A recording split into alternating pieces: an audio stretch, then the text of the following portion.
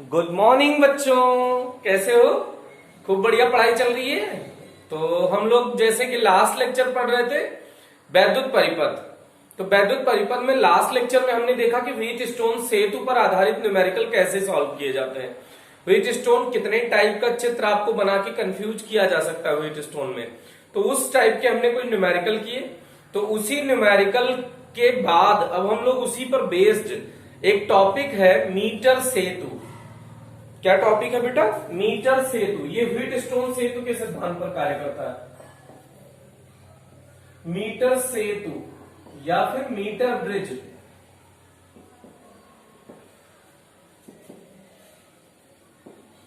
Metre bridge या metre सेतु। तो इसका काम क्या है कुल मिला के? तो ये ऐसा उपकरण है, ये एक उपकरण है पहली बात। तो ये एक ऐसा उपकरण है जिसकी सहायता से किसी दिए गए तार का प्रतिरोध और उसकी प्रतिरोधकता ज्ञात की जाती है। फिर से, जैसे कोई तार आपको दिया जाएगा, उस तार का आपको प्रतिरोध ज्ञात करना रहेगा और उसकी प्रतिरोधकता ज्ञात करनी रहेगी। तो यही इसका परिभाषा हो जाएगा कि ऐसा उपकरण जिसकी सहायता से किसी दिए गए तार का प्रतिरोध और उसकी प्रतिरोधकता ज्ञात की जाती है, मीटर सेतु कहलाता है। अब इसमें 1 मीटर लंबे तार का प्रयोग किया जाता है, इसलिए इसका नाम मीटर सेतु रखा गया। इसमें कितने मीटर लंबे तार का प्रयोग किया जाता है? 1 मीटर लंबे तार का प्रयोग किया जाता है। इस कारण इस उपकरण का नाम मीटर सेतु रखा गया। और यह व्हीट स्टोन सेतु के सिद्धांत पर कार्य करता है। ये बहुत इंपॉर्टेंट बात है बेटा कि ये किस सिद्धांत पर कार्य करता है। तो आंसर है ये व्हीट स्टोन सेतु के सिद्धांत पर कार्य करता है। तो फिर से इसकी परिभाषा क्या है? ऐसा उपकरण जिसकी सहायता से किसी दिए गए तार का प्रतिरोध और उसकी प्रतिरोधकता ज्ञात की जाती है, मीटर सेतु कहलाता है। इसमें 1 मीटर लंबे तार का प्रयोग किया जाता है, इस कारण इस उपकरण का नाम मीटर सेतु रखा गया। ओके, यह उपकरण व्हीट स्टोन सेतु के सिद्धांत पर कार्य करता है। व्हीट स्टोन सेतु के सिद्धांत पर कार्य करेगा, इसका मतलब इसमें भी P/Q बराबर R/S का रूल लागू होना चाहिए। तो ये इसका फायदा है। अब इसका बनावट देख लीजिए बेटा। अब जो जो आप बनाते चले जा रहे हैं उसी को बोलते चले जाइए। ये एक लकड़ी की पट्टिका है, लेकिन अब हमने ऐसे बना दिया है, इसका मतलब क्या है कि ये मोटी लकड़ी की पट्टिका है।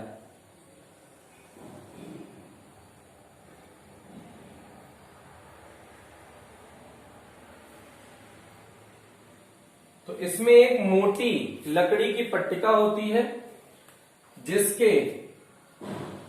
जिसमें 1 मीटर लंबे तार का प्रयोग किया जाता है, जिसमें 1 मीटर लंबे तार का प्रयोग किया जाता है। और इसके दोनों किनारों पर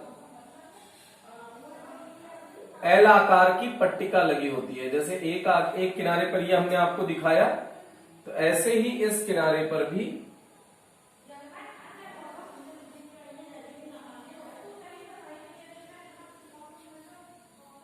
इसमें दोनों किनारों पर एल आकार की पट्टिका लगी होती है तथा बीच में आई आकार की पट्टिका लगी होती है। बीच में आई आकार की पट्टिका लगी होती है। यहां पे ये ऐसे जो डॉट बना रहे हैं, इसका मतलब ये पेंच है, यहां पे पेंच लगा हुआ है ऐसा। फिर से, इसमें एक मोटी लकड़ी की पट्टिका होती है जिसमें 1 मीटर लंबे प्रतिरोध तार का प्रयोग किया जाता है। चालक तार और प्रतिरोध चालक तार अलग होता है बेटा। चालक तार होता है जैसे कॉपर का है, एल्यूमिनियम का है, एल्यूमिनियम का हो सकता है जनरली, और मतलब किसी भी धातु का हो सकता है, जैसे जिंक का भी हो सकता है। तो ऐसे एक सिंगल धातु का होगा वो, मतलब उसको क्या कहेंगे, अब सबका अलग अलग प्रतिरोध होता है। जैसे आपको हमने बताया चांदी का सबसे कम प्रतिरोध होता है, फिर सोने का होता है, फिर कॉपर का होता है, फिर एल्यूमिनियम का होता है। तो ये इसका सीक्वेंस है बेटा। तो इसका भी तार हो सकता है, इसका भी हो सकता है, इसका भी हो सकता है, इसका भी हो सकता है। तो जनरली यही तार हम लोग यूज करते हैं। तो इन लोगों को चालक तार कहते हैं। लेकिन इसमें जो तार प्रयोग होता है, ये चालक तार का प्रयोग नहीं होता है, ये प्रतिरोध तार का प्रयोग होता है बेटा। तो ये प्रतिरोध तार क्या होता है? ये एक्चुअल में मिश्र धातुओं का बना होता है। प्रतिरोध तार किसका बना होता है? मिश्र धातुओं का बना होता है। तो इसका क्यों बना होता है, इसका फायदा क्या है? तो इसका प्रतिरोधकता अधिक तथा प्रतिरोध ताप गुणांक नगण्य होता है। ये ध्यान रख लीजिएगा, मिश्र धातुओं की प्रतिरोधकता अधिक, मिश्र धातुओं की प्रतिरोधकता अधिक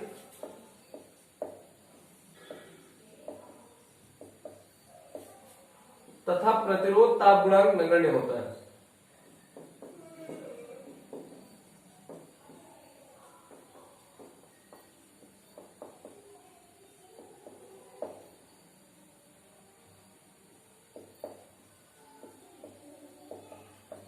ये आपको ध्यान रखना है कि मिश्र धातुओं की प्रतिरोधकता अधिक तथा प्रतिरोध ताप गुणांक नगण्य होता है। और मिश्र धातु के रूप में यूरेका, मैग्नीन, नाइक्रोम,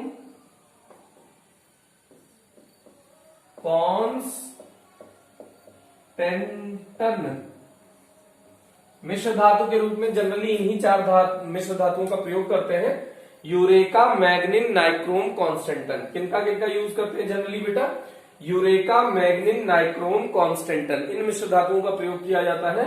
और मिश्र धातुओं का ही प्रयोग क्यों किया जाता है? तो इसकी प्रतिरोधकता अधिक तथा प्रतिरोध ताप गुणांक नगण्य होता है। मतलब जब इसमें से धारा प्रवाहित करेंगे तो इसमें ताप में परिवर्तन बहुत अल्प होगा, या ताप में परिवर्तन के कारण प्रतिरोध में परिवर्तन नहीं आएगा। इसका मतलब ये है प्रतिरोध ताप गुणांक नगण्य होता है का मतलब, अगर इसका आप जैसे इसमें धारा प्रवाहित कराएंगे परिपथ में तो प्रतिरोध भी इसका बढ़ेगा, मतलब ताप बढ़ेगा, धारा प्रवाहित करेंगे तो ताप बढ़ने से प्रतिरोध भी बढ़ेगा जनरली। लेकिन अगर वो मिश्र धातु का है तो ताप बढ़ाने, वो धारा प्रवाहित कराने से जो उसमें ताप में परिवर्तन होगा वो नगण्य होगा। तो इसका प्रतिरोध के कारण जो ताप बढ़ना है वो नगण्य होगा। तो इसलिए कहेंगे कि इसका प्रतिरोध ताप गुणांक नगण्य होता है और प्रतिरोधकता अधिक होती है।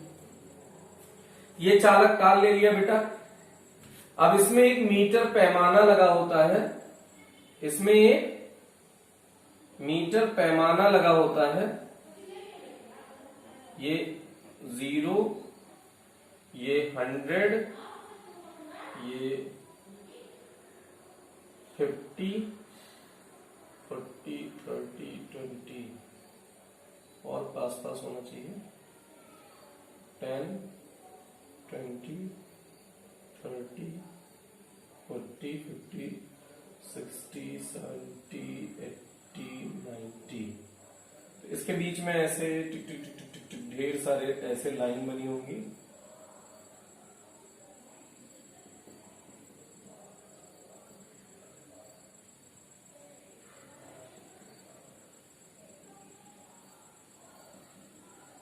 तो इसमें एक मीटर स्केल लगा होता है। अच्छा, इसमें नंबरिंग दोनों साइड से होती है, लेकिन हम लोग उसमें लिखेंगे तो बहुत मोटा स्केल बन जाएगा, इसलिए ध्यान दीजिएगा। नंबरिंग जैसे 0 से 100 होती है, उधर से भी होती है 0 से 100, नंबरिंग दोनों साइड से होती है। खैर, तो अब फिर से इसमें एक मोटी लकड़ी की पट्टिका होती है जिसमें एक प्रतिरोध तार लगा होता है, जिसमें एक प्रतिरोध तार लगा होता है और जिसके दोनों किनारों पर एल आकार की तांबे की मोटी पट्टिका लगी होती है तथा बीच में आई आकार की पट्टिका लगी होती है। ये भी तांबे की होती है। तो मोटी तांबे की पट्टिका का क्या फायदा है बेटा? जब तांबा है तो वो चालक है और मोटी तांबे की पट्टिका है तो उसका क्षेत्रफल ज्यादा है।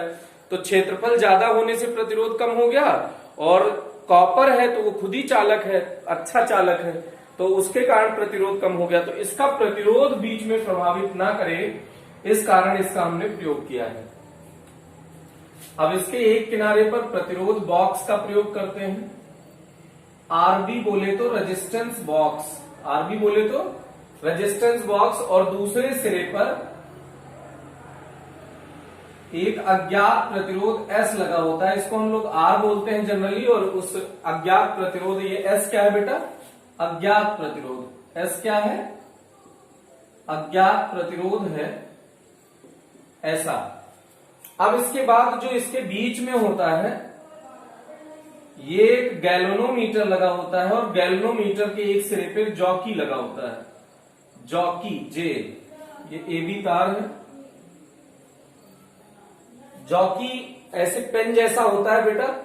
अब इसमें आगे धातु लगा होता है, तो इसको इसे पीछे से ऐसे तार से जोड़ दिया, अंदर एक धातु की रॉड पड़ी होती है, तो आगे जो टिप होती है वो थोड़ी नुकीली होती है, तो इस पे आप इस तार पे कहां पे प्रतिरोध शून्य मतलब गैल्वेनोमीटर में विक्षेप शून्य होगा, तो वो ऐसे इस पे सरकाने के यूज में आता है, एकदम पेन जैसा होता है। ठीक है, अब उसके बाद इसमें क्या करेंगे, एक सेल कुंजी तथा एक धारा नियंत्रक RH लगा होता है। ये बैटरी है, ये कुंजी है, ये धारा नियंत्रक है। तो इसकी बनावट हो गई, फिर से बोल देते हैं। इसमें एक मोटी लकड़ी की पट्टिका होती है जिसमें एक मीटर लंबा प्रतिरोध तार लगा होता है। यहां से यहां तक ही 1 मीटर है बेटा।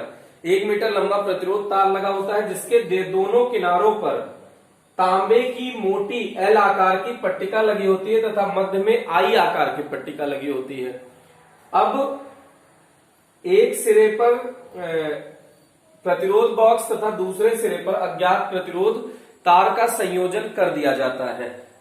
ये हो गई इसकी अब तथा इसके I पट्टिका के मध्य बिंदु से एक धारा मापी के साथ जॉकी को हिंदी में कहते हैं विसर्पी कुंजी, इंग्लिश में बोलते हैं जॉकी और हिंदी में बोलते हैं बेटा विसर्पी कुंजी। जॉकी का दूसरा नाम क्या है, विसर्पी कुंजी, लेकिन हम लोग जनरली जॉकी ही बार बार बोलेंगे। तो जॉकी लगा होता है जिसे AB तार पर सरकाकर धारा मापी में शून्य विक्षेप प्राप्त किया जाता है तथा दूसरे परिपथ में क्या लगा होता है, या ऐसे सोच लीजिए कि AB तार का संयोजन एक बैटरी ना बोलो, सेल बोलो, यहां बैटरी यूज नहीं कर सकते। एक्चुअल में ये लेक्लांसी सेल होता है। ये कौन सा सेल होता है, लेक्लांसी सेल। आगे पढ़ेंगे बेटा, लेकिन अभी आप ऐसे ध्यान रख लीजिएगा कि ये लेक्लांसी सेल होता है, तो जनरली आप अभी सेल बोल लीजिए। तो इसमें AB तार का संयोजन एक सेल कुंजी के साथ धारा नियंत्रक के साथ संयोजित कर देते हैं। इसमें AB तार का संयोजन किसके साथ कर देते हैं, एक लेक्लांसी सेल, तो लेक्लांसी सेल को सिर्फ सेल बोलो, सेल कुंजी तथा धारा नियंत्रक के साथ संयोजित कर देते हैं। तो ये इसकी बनावट हो गई। जो आप बना हुआ है उसी को हम बोल रहे हैं बेटा। फिर से, इसमें एक मोटी लकड़ी की पट्टिका होती है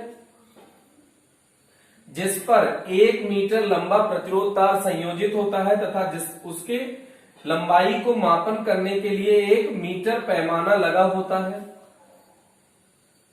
दोनों किनारों पर लकड़ी की पट्टिका पर दोनों किनारों पर L आकार की मोटी तांबे की पट्टिका तथा मध्य में I आकार की तांबे की पट्टिका लगी होती है। एक सिरे पर प्रतिरोध बॉक्स तथा दूसरे सिरे पर अज्ञात प्रतिरोध S संयोजित कर देते हैं तथा I पट्टिका के मध्य बिंदु से धारा मापी से होते हुए विसर्पी कुंजी या जॉकी संयोजित कर देते हैं तथा AB तार से एक सेल कुंजी तथा धारा नियंत्रक संयोजित कर देते हैं। इस प्रकार परिपथ पूर्ण होता है। अब ये हो गया बनावट बेटा। अब क्रिया विधि क्या है बेटा, क्रिया विधि में क्या करते हैं, सर्वप्रथम अभी ये देखिए ओपन नहीं था, अब अगर डॉट बना दिए तो ओपन हो गया, मतलब चालू हो गया परिपथ।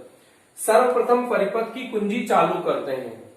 क्या कहेंगे, सर्वप्रथम परिपथ की कुंजी चालू करते हैं जिससे सेल से एक धारा प्रवाहित होती है जिसका विभाजन बिंदु A पर 2 भागों में हो जाता है। जिसका विभाजन बिंदु A पर 2 भागों में हो जाता है। अब जॉकी को AB तार पर सरकाकर ये जो धारा मापी है बेटा, ये एक्चुअल में ऐसे होता है, देखिएगा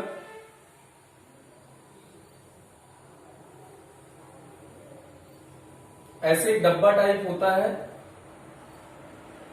ये 0 1 2 3 मान लो 3 तक ही है नंबर, तो ऐसे ही 1 2 3 इसमें दोनों तरफ शून्य के दोनों तरफ जैसे ये धारा की दिशा का भी मापन कर देता है। अगर सुई इधर चल रही है तो धारा की दिशा ऐसे होगी, अगर सुई इधर आई तो धारा की दिशा ऐसे फ्लो हो रही होगी। तो इसकी सहायता से धारा की दिशा भी पता चल जाती है। तो इसीलिए गैल्वेनोमीटर का प्रयोग करते हैं बेटा, धारा मापी का प्रयोग। तो फिर से सुनिएगा, सर्वप्रथम परिपथ की कुंजी चालू करते हैं। अब धारा बिंदु ए पर दो भागों में विभाजित हो जाती है। सोचिए, एक इस तार में जाएगी, एक इधर तांबे की पट्टिका से होते हुए ऐसे ऐसे ऐसे ऐसे ऐसे होते हुए जाएगी ना। इसको आपको बोलना नहीं, बस इतना बोल दीजिए, सर्वप्रथम परिपथ की कुंजी चालू करते हैं जिससे धारा का विभाजन बिंदु ए पर दो भागों में हो जाता है। अब जॉकी को ए बी तार पर सरका कर धारा मापी में, पहले ये ऐसे सुई रहेगी या ऐसे रहेगी, तो धारा मापी में शून्य विक्षेप, मतलब सुई जब ऐसे आ जाए तो शून्य विक्षेप की स्थिति प्राप्त करते हैं। तो शून्य विक्षेप की स्थिति में ये ए बी जो आर का प्रतिरोध है वो एस के प्रतिरोध के बराबर हो जाता है। फिर से सर्वप्रथम परिपथ की कुंजी चालू करते हैं जिससे धारा का विभाजन बिंदु ए पर दो भागों में हो जाता है। अब प्रतिरोध बॉक्स में से कुछ निश्चित मान का प्रतिरोध निकालकर, क्या कहेंगे बेटा, प्रतिरोध बॉक्स में से कुछ निश्चित मान का प्रतिरोध निकालकर जॉकी को ए बी तार पर सरकाकर धारा मापी में शून्य विक्षेप की स्थिति प्राप्त होती है। इस स्थिति में माना संतुलित लंबाई, यहां से यहां तक संतुलित लंबाई कितनी हो गई, एल। तो यहां से यहां तक कितना होगा, ये 100 सेंटीमीटर है बेटा। तो यहां से यहां तक पूरा 100 है, यहां तक एल है, तो बचा हुआ क्या हो जाएगा, 100 माइनस एल। माना संतुलित लंबाई एल है, तो ए बी बराबर एल, तो जे बी बराबर क्या हो जाएगा, 100 माइनस एल हो जाएगा। ठीक है, तो अब ये देख लीजिएगा, ये इसकी बनावट हो गई। अब ये आरबी थोड़ा सा समझ लीजिए, रेजिस्टेंस बॉक्स क्या होता है, ये एक डब्बे जैसा होता है बेटा। क्या होता है, लकड़ी का डब्बा होता है।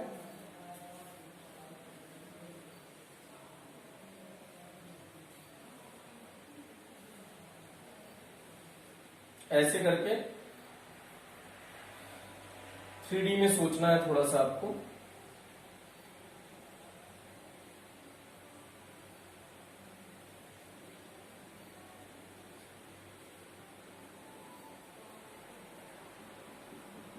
तो इस पे ऐसे बनाऊंगा बेटा कुंजी टाइप,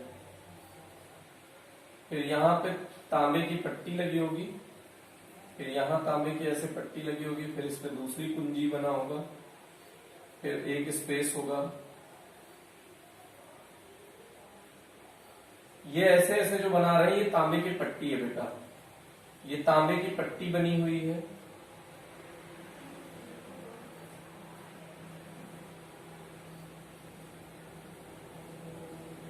अब देखिएगा, इस तांबे से एक तार नीचे, एक तार नीचे गया। यहां पे जो आपने वो पढ़ा था प्रतिरोध, कार्बन प्रतिरोध, B B Roy Great Britain has very good wife, तो इस दोनों के बीच में एक प्रतिरोध लगा दिया बेटा, ऐसे कार्बन प्रतिरोध यहां पे जोड़ दिया। तो अगर आपने, देखिए इधर दोनों तरफ डॉट है, ये अगर आपने ये डॉट, ये यहां से कनेक्शन में होता है ये ऐसे, तो मान लेते हैं कि आपने कौन सा डॉट चालू किया, ये डॉट चालू किया, तो बाकी सभी लोग परिपथ में नहीं है। देखिएगा, इसका संयोजन सबसे है आपस में ऐसे करके। तो अगर आपने सिर्फ ये वाली कुंजी लगा दी तो ये यहां से यहां तक धारा नहीं बहेगी, समझने की कोशिश करना। और अगर ये कुंजी हटा दी इसमें से, तो अब ये धारा यहां से ना जाके यहां से होके जाएगी। बीच में सभी कुंजी मान लो लगी है, ये भी लगी है, ये ऐसे करके यहां कुंजी बनी होगी, ऐसे करके ये ऐसे कुंजी लगी है, मान लो ऐसे करके कुंजी बनी हुई है। तो मान लो कि ये डॉट आपने निकाल लिया, तो ये तो पूरा कॉपर का है, तो इसमें से धारा ऐसे आराम से चली जाएगी, यहां तक चली जाएगी, लेकिन यहां तक जाने के लिए धारा को दिक्कत आएगी। तो अब उसको इस तार से होकर गुजरना पड़ेगा कि नहीं। तो इसका मतलब अगर मान लो ये 1 ओम का है, तो अब तार को, मतलब धारा को 1 ओम से होकर गुजरना पड़ेगा, तो इसका प्रतिरोध क्या हो गया बेटा, 1 ओम। ऐसे मान लो कि ये भी डॉट हमने हटा दिया, तो इसका ऐसे संयोजन है बेटा। अब ये मान लो कि 5 ओम है, तो हमने कितनी कुंजी हटा रखी है, 2, यहां 1 ओम और 5 ओम। तो धारा देखिएगा, यहां पे एक सिरे को आपने यहां से संयोजित किया आरबी के, और दूसरे सिरे को यहां से, तो इसमें 2 सिरा है, तो ये दोनों तार ये ऐसे जोड़ दिया आपने, तो यहां से ऐसे धारा चली चली चली चली। अब इसको आगे जाने का रास्ता नहीं है, तो उसको कहां से गुजरना पड़ेगा बेटा, यहां से। तो पहले 5 ओम से गुजरेगी, फिर 1 ओम से गुजरेगी, 6 ओम से गुजरते हुए यहां आई। तो अब प्रतिरोध बॉक्स का प्रतिरोध कितना हो जाएगा, 6 ओम। लेकिन अगर मान लो कि ये कुंजी हमने लगा दी, ऐसे करके ये डॉट लगा दिया, तो अब देखो धारा को यहां से चलते चलते चलते चलते यहां तक जाना है। यहां के बाद उसे इस रास्ते पे जाना पड़ेगा, क्योंकि आगे रास्ता नहीं है। तो यहां 5 ओम से गुजरी, लेकिन अब वो इस प्रतिरोध से नहीं गुजरेगी, क्योंकि धारा हमेशा ऐसे जगह से प्रवाहित होना चाहती है जहां प्रतिरोध ना हो। तो अब उसे 2 रास्ते मिल रहे हैं, एक तो इस 1 ओम से गुजरे, एक बिना किसी ओम से गुजरे। तो वो कौन सा रास्ता चुन लेगी, यहां से। तो अब इस प्रतिरोध बॉक्स का प्रतिरोध कितना हो जाएगा बेटा, 5 ओम। तो इस तरह से प्रतिरोध बॉक्स में से कुछ निश्चित डॉट निकाल लेते हैं, किसी निश्चित मान का। अगर डॉट जो निकाल लोगे, ये प्रतिरोध बॉक्स उसी प्रतिरोध पर आ जाएगा। ये ध्यान दीजिएगा, जितने यहां पे ऐसे नंबरिंग पड़ी होती है, इस पे जैसे ऊपर ही आप देखेंगे तो ऐसे 1 ओम लिखा है, इसका मतलब अगर ये डॉट निकालेंगे तो ये किस पे आ जाएगा, 1 ओम पे। ऐसे यहां मान लो 5 ओम लिखा है, तो इस डॉट को निकाल लोगे तो ये प्रतिरोध बॉक्स किस पे आ जाएगा, 5 ओम पे। तो ये अलग अलग मान के अगर आप प्रतिरोध निकालते हैं तो अलग अलग उस पे ये प्रतिरोध बॉक्स आ जाएगा। ठीक भाई, तो फिर से यही क्रिया विधि अगर आप समझ गए हो, तो अब इसमें इसकी बनावट अगर समझ गए हो, तो अब क्रिया विधि भी हमने बता दिया है कि सर्वप्रथम परिपथ की कुंजी चालू करते हैं, जिससे धारा का विभाजन बिंदु ए पर 2 भागों में हो जाता है। अब प्रतिरोध बॉक्स में से कुछ निश्चित मान का प्रतिरोध निकालकर धारा मापी में लगी विसर्पी कुंजी को ए बी तार पर सरकाकर धारा मापी में शून्य विक्षेप की स्थिति प्राप्त करते हैं। माना संतुलित लंबाई L है, माना संतुलित लंबाई L है, तो ये R बराबर L है और S बराबर क्या हो जाएगा, 100 माइनस L। तो R बराबर रो L अपॉन A, ये फॉर्मूला होता है ना बेटा। और S बराबर क्या हो जाएगा, या इसको आप L को, इसी को P कह लीजिए और इसको Q कह लीजिए। तो ये R ना लिख के आप PQ लिख सकते हैं। तो P बराबर R rho L by A और Q बराबर क्या हो जाएगा, 100 minus L rho 100 minus L, L की जगह यहां क्या हो जाएगा 100 माइनस L और रो और बटे A। समीकरण नंबर 2 हो गया। अब इन दोनों को डिवाइड कर दीजिए, तो P बटे Q क्या आ जाएगा, रो L बटे A बटे रो 100 माइनस L बटे A। तो सबसे नीचे वाला इससे कट गया, रो से रो कट गया। अब देखिए क्या होगा, P बटे Q की जगह R बटे S भी तो लिख सकते हैं। संतुलन में, संतुलन की स्थिति में क्या होगा, क्योंकि व्हीटस्टोन सेतु है बेटा, संतुलन की स्थिति में, संतुलन की स्थिति में P बटे Q बराबर R बटे S, ये संतुलन की स्थिति है व्हीटस्टोन सेतु की। तो P बटे Q की जगह R बटे S लिख सकते हैं। तो यहां क्या बचा, L अपॉन 100 माइनस L। तो ये अज्ञात प्रतिरोध क्या है बेटा, S, तो हमें S निकालना है। तो S बराबर क्या हो जाएगा, 100 minus L upon L into R। इसको जब तिरछा गुणा करेंगे तो देखो 100 माइनस L इंटू R बराबर SL। तो S बराबर क्या हो जाएगा, L नीचे चला जाएगा, इतना ओम। तो ये अज्ञात प्रतिरोध S का मान इस फॉर्मूले से ज्ञात कर सकते हैं। जैसे जॉकी को सरकाए मान लो इस 40 पे आया, तो L 40 हो गया, तो 100 माइनस L भी आपको पता चल गया 60 हो गया। तो 60 बटे 40, और जितने ओम का इसमें से आपने प्रतिरोध निकाला है, मान लो 1 ओम निकाले हो, तो यहाँ R का मान 1 रख दो, तो ये पूरा S आपको मिल जाएगा अज्ञात प्रतिरोध। तो अज्ञात प्रतिरोध निकालने का ये सूत्र होता है बेटा। इसको जल्दी से एक बार डिराइव करो, बिना देखे हुए वीडियो पॉज करो और जल्दी से डिराइव करो बेटा।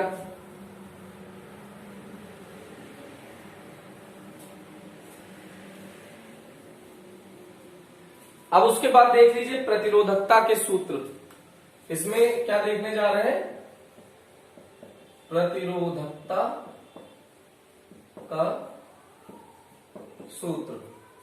तो S बराबर RA बाई L होगा,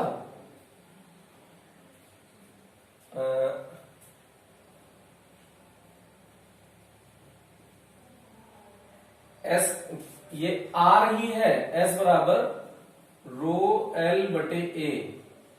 तो रो अगर प्रतिरोधकता ज्ञात करनी है तो इसको अगर प्रतिरोध आर कह रहे हो बेटा, आर अज्ञात प्रतिरोध एस हो जाएगा, वो अलग बात है, लेकिन रो निकालना है तो रो बराबर आर ए बाई एल हो जाएगा। तो जनरली जो तार दिया रहेगा ये अज्ञात प्रतिरोध एस रहेगा, तो आर की जगह क्या रख सकते हो बेटा, एस अज्ञात प्रतिरोध, तो एस ए अपॉन एल हो जाएगा। अब ए क्या होगा, ए निकालने का तरीका होता है इसका क्षेत्रफल निकाल लीजिए। जैसे ये तार है तो इसकी मोटाई अगर आपको पता चल जाए, स्क्रू गेज से इसको नाप लेंगे, तो अगर मोटाई पता चल गई तो इसका मतलब तार का व्यास पता चल गया। मोटाई का मतलब क्या पता चल गया, व्यास, और व्यास का आधा कर दोगे तो क्या मिल जाएगा बेटा, त्रिज्या। तो इस तार की त्रिज्या पता है, लेकिन क्षेत्रफल निकालने के लिए इसलिए क्या करें, S into pi R square upon L.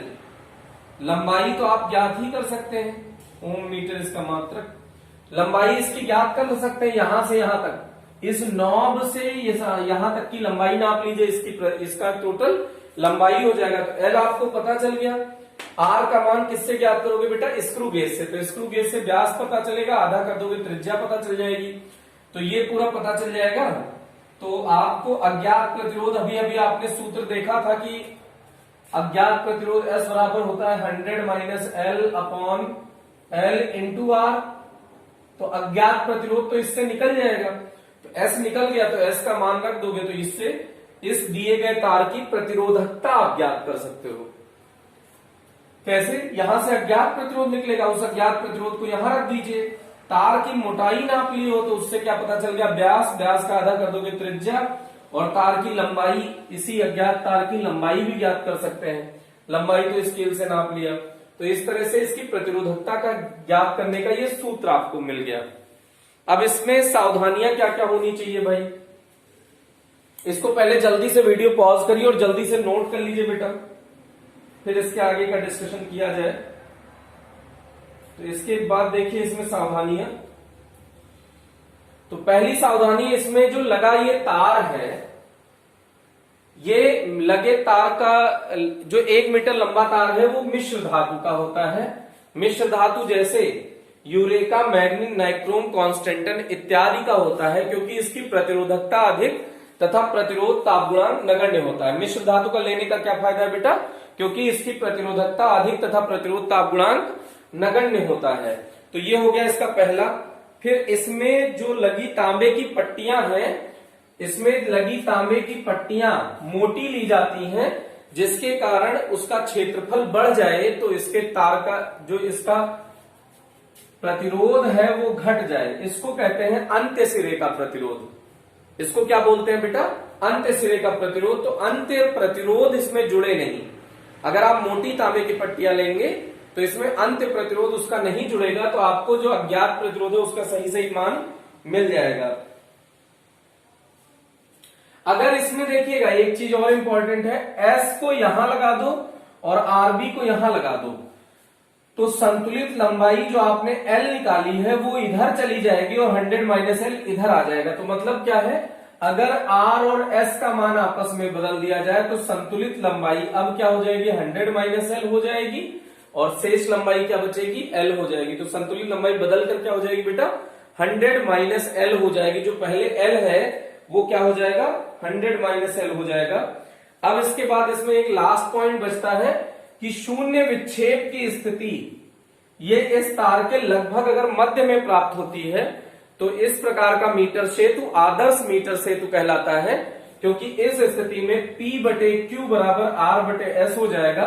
क्योंकि अगर मध्य में हुआ तो L बराबर 50 हो गया, तो 100 माइनस एल भी 50 हो जाएगा। तो P बटे Q बराबर क्या हो गया, R बटे S, और P का मान है L और Q का मान है 100 माइनस एल, मतलब रो एल तो है ही है। तो ये अगर ये 50 हो गया और ये भी 50 हो गया तो P बटे Q बराबर R बटे S, मतलब P बटे Q का मान रखें 50 बटे 50, तो R बराबर S हो जाएगा। R बराबर S का मतलब जितना इस प्रतिरोध बॉक्स में से ओम निकालोगे उतना ही इस अज्ञात प्रतिरोध का मान हो जाएगा। तो इस प्रकार के मीटर सेतु को आदर्श मीटर सेतु कहते हैं। अगर संतुलित लंबाई एकदम मध्य में प्राप्त होती है तो ये मीटर सेतु क्या कहलाता है? आदर्श मीटर सेतु कहलाता है।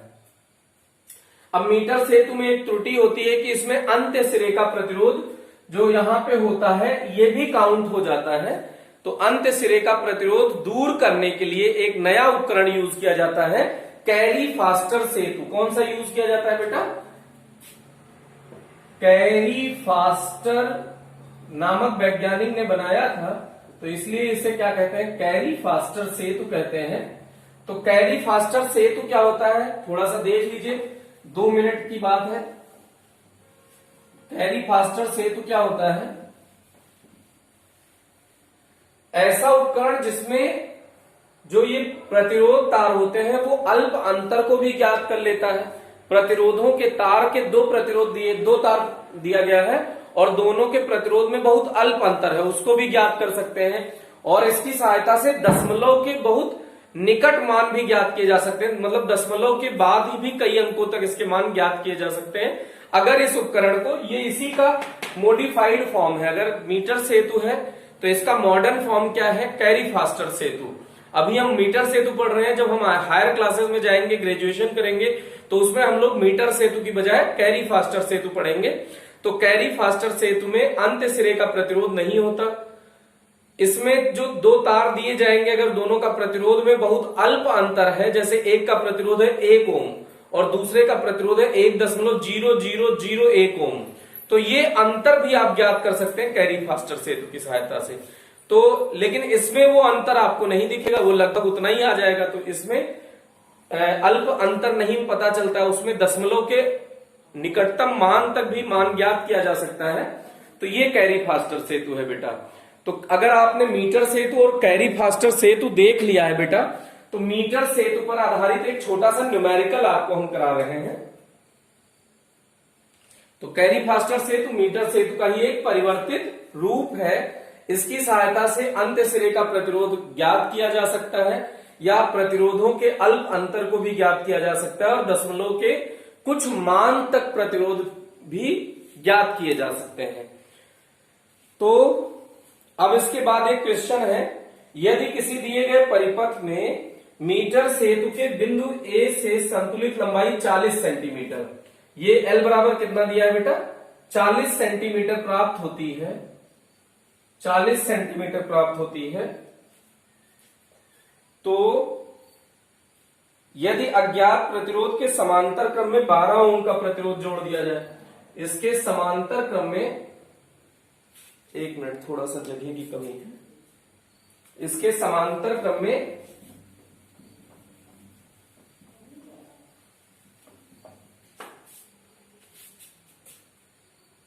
अगर इसके समांतर क्रम में बेटा 12 ओम का प्रतिरोध जोड़ दिया जाता है तो संतुलित लंबाई 50 सेंटीमीटर हो जाती है। तो चित्र में आर और एस का मान ज्ञात कीजिए। आर और एस ऐसे ही बना है कुल मिला के। अब शॉर्टकट में जो मीटर सेतु रहेगा वो चित्र में ऐसे दिखाया जाएगा बेटा, ए हो गया, बी हो गया, यहां से आप बैटरी मतलब सेल, कुंजी और धारा नियंत्रक जोड़ दीजिए, ये हो गया। अब इधर आपको लगा देंगे रेजिस्टेंस बॉक्स और यहां से लगा देंगे एक अल्प प्रतिरोध, फिर उसका कनेक्शन यहां से कर देंगे और बीच में ये गैल्वेनोमीटर लगा के ये ऐसे दिखाया है कि 40 सेंटीमीटर है। तो ये शॉर्टकट में चित्र बनाने का तरीका है। इसी चित्र को हमने जल्दी से बना दिया शॉर्टकट में। तो पहले कह रहा है कि मीटर सेतु में संतुलित लंबाई 40 सेंटीमीटर है। तो संतुलित लंबाई जब 40 सेंटीमीटर है तो R बटे S, या S बराबर फॉर्मूला क्या होता है? 100 minus L upon L into R। तो देखिएगा बेटा, संतुलित लंबाई जब 40 सेंटीमीटर है, L 40 है, तो 100 माइनस L क्या हो जाएगा? 60 बटे 40 इंटू R, ये नहीं पता है तो यह आ गया 3 बटे 2 R। एस बराबर इतना ओम आ गया बेटा। लेकिन कह रहा है अगर इसके समांतर क्रम में एक 12 ओम का प्रतिरोध लगा दिया जाए, जब समांतर क्रम में 12 ओम का प्रतिरोध लगा दें। आप पहले खुद से ट्राई करिएगा, सोल्यूशन ना देखिएगा, आप खुद ही दिमाग लगाएंगे हो जाएगा। प्रतिरोध लगा दें तो क्या हो जाएगा, 12 ओम का समांतर में लगा दिया तो 12 ओम जब समांतर में लगाओगे तो इसका तुल्य प्रतिरोध क्या आ जाएगा बेटा, 12 इंटू एस बटे 12 प्लस एस, 12 इंटू एस बटे 12 प्लस एस, ये क्या हो जाएगा अज्ञात प्रतिरोध। इसका मान हो जाएगा, अब संतुलित लंबाई कितनी है बेटा 50 centimetre, 100 minus L upon L into R में इसको अगर कह रहा है 50 हो गई संतुलित लंबाई, तो संतुलित लंबाई अगर 50 हो जाती है, कुछ ये एस डैश मान लीजिए, इसका तुल्य प्रतिरोध कितना हो गया बेटा एस डैश। एस डैश कितना हो गया 12 एस बटे 12 प्लस एस, तो एस डैश निकाल लीजिए क्या आ जाएगा 100 minus L upon L into R, ये फॉर्मूला होता है। तो अब संतुलित लंबाई 50 हो गई, तो 50 माइनस 100 माइनस 50, 50 बटे 50 इंटू आर, तो ये 1 हो गया, 50 बटे 50 1 हो गया, तो एस बराबर एस डैश बराबर आर आ गया बेटा, एस डैश बराबर आर। तो एस डैश का मान कितना है यहां से देख लीजिए, एस डैश का मान कितना है 12 एस बटे 12 प्लस एस बराबर आर। एस डैश की जगह पर रख दिया 12 एस बटे 12 प्लस एस। अब इन दोनों से यहां से एस का मान कितना आया है बेटा, एस बराबर आया है 3/2 आर, या आर का मान कितना है यहां से देखिएगा, आर का मान यहां से है 2s अपॉन 3, तो आर का मान उठा के यहां रख दीजिए, तो 12s बटे 12 प्लस एस बराबर 2s बटे 3, तो 2 से काट दीजिए, 2 से ये कटा 6 बार और s से s कट जाएगा, तो ये आप तिरछा गुणा कर दीजिए, तो क्या आ जाएगा 6 त्रिक 18, 6 त्रिक 18 और बराबर 12 प्लस एस, 12 प्लस एस, तो पक्षांतर कर दीजिए, एस बराबर 6 ओम आ गया। ये समझ में आ गया होगा शायद, एस बराबर अगर 6 ओम आ गया है तो एस का मान यहां रख दीजिए, तो आर बराबर भी पता चल जाएगा। तो एस बराबर क्या होता है, क्या है बेटा 3 आर निकालना है, तो आर बराबर कितना है 2s अपॉन 3, तो 2 इंटू एस का मान आपने निकाला है 6 अपॉन 3, तो 3 2 6, तो 4 ओम आ गया, तो आर बराबर आ गया 4 ओम। फिर से देख लीजिए, क्वेश्चन ने कहा था कि पहले इसकी संतुलित लंबाई 40 सेंटीमीटर है, तो 40 सेंटीमीटर है, तो अज्ञात प्रतिरोध ये एस है, हाँ ये एस है, तो अज्ञात प्रतिरोध एस बराबर क्या हो जाएगा 100 minus L upon L into R, तो अगर एल बराबर 40 है तो 40, तो 100 माइनस एल कितना हो जाएगा 60, तो 0 से 0 कट जाएगा, 3/2 आर आ गया, तो एस बराबर 3/2 आर, तो आर बराबर इतना आ गया। ठीक, अब कह रहा है कि अगर इसके समांतर क्रम में 12 ओम का प्रतिरोध जोड़ दिया जाए तो संतुलित लंबाई 50 सेंटीमीटर हो जाती है। तो पहले 12 ओम का जब प्रतिरोध जोड़े तो इसका तुल्य प्रतिरोध निकाल लो, कुछ एस डैश है, वो क्या हो जाएगा 12s बटे 12 प्लस एस हो जाएगा बेटा, वो हमने निकाल लिया कि इसका तुल्य प्रतिरोध कितना हो जाएगा, अब एस डैश हो जाएगा, और एस डैश का मान है 12s बटे 12 प्लस एस।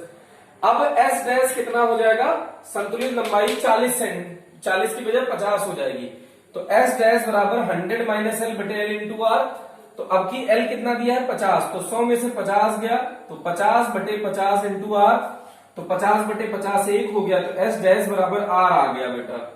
अब एस डैश बराबर आर आ गया, एस डैश तुमको पता है, तुमने अभी भी निकाला है कि 12s बटे 12 प्लस एस, तो 12s बटे 12 प्लस एस बराबर आर। तो अब यहां से आर का मान तुमने यहां पहले निकाल रखा था 2s/3, उसको रख दिया तो 2 से इसको कैंसिल आउट कर दिया, तो s का मान मिल गया 6 ओम। तो अगर s मिल गया 6 ओम तो r मिल जाएगा 4 ओम। तो इस तरह से इसके न्यूमेरिकल मीटर सेतु पे ऐसे बेस्ड छोटे छोटे न्यूमेरिकल सॉल्व करने के लिए हो सकते हैं। तो इसको आप सॉल्व कर लीजिएगा, उसके बाद हम लोग नेक्स्ट टर्न पे पढ़ेंगे। अगर आप इसे अच्छे से कर लीजिएगा, इससे रिलेटेड कोई डाउट होगा तो पूछ लीजिए, फिर हम लोग नेक्स्ट टर्न पे पढ़ेंगे विभव मापी। तो आज के लिए इतना ही। Thank you. पढ़ते रहिए, मुस्कुराते रहिए और खूब ढेर सारी पढ़ाई करते रहिए।